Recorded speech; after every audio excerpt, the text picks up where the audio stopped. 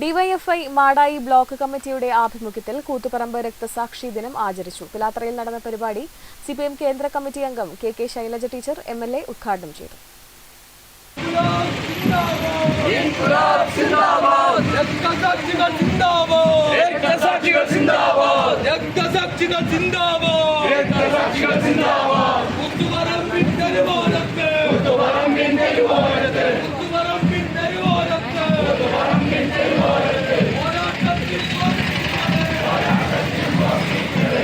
DYFI Madayi block കമ്മിറ്റിയുടെ ആഭിമുഖ്യത്തിൽ കൂത്തുപറമ്പ് രക്തസാക്ഷി ദിനം ആചരിച്ചു.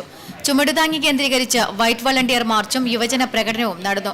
തുടർന്ന് പിലാത്തറ ബസ് സ്റ്റാൻഡ് പരിസരത്ത് നടന്ന അനുസ്മരണ സമ്മേളനം സിപിഐഎം കേന്ദ്ര കമ്മിറ്റി അംഗം കെ ശൈലജ ടീച്ചർ എംഎൽഎ ഉദ്ഘാടനം ചെയ്തു. സമാധാനപരമായി പ്രതിഷേധം നടത്തുന്നതിനിടയിലാണ് ഔപചാരികമായി വെടിവെപ്പ് ഉണ്ടായത്. ഒരിക്കലും സഖാക്കൾ പ്രതീക്ഷിച്ചതല്ല.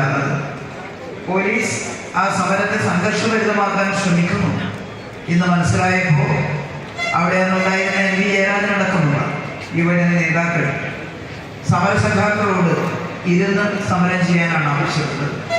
ഒരു സമരമുഖത്ത് ഇരുന്ന് പ്രതിഷേധിക്കുന്നു ഒരിക്കലും വെടിവെപ്പുണ്ടാകാറില്ല, ലാത്തിച്ചാർജുണ്ടാകാറില്ല. എന്നാൽ ഇരുന്ന് സമരം ചെയ്യുന്ന സഖാക്കളെ ബലമായി പിറകിലേക്ക് ഓടിക്കുന്നതിന് പോലീസ് ശ്രമിക്കുകയും ആ ശ്രമത്തിന്റെ ഭാഗമായി സഖാക്കൾ എഴുന്നേറ്റ് പുറകിലേക്ക് മാറാൻ തയ്യാറാവുകയും ചെയ്യുമ്പോഴാണ് മുൻനിരയിൽ വലിയ തോതിലുള്ള പ്രശ്നങ്ങൾ പോലീസ് സൃഷ്ടിച്ചത്. എം വി രാജീവൻ അധ്യക്ഷത വഹിച്ചു.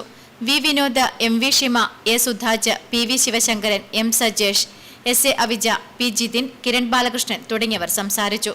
സി പി ഷിജു സ്വാഗതം പറഞ്ഞു. Network news, Pilathara.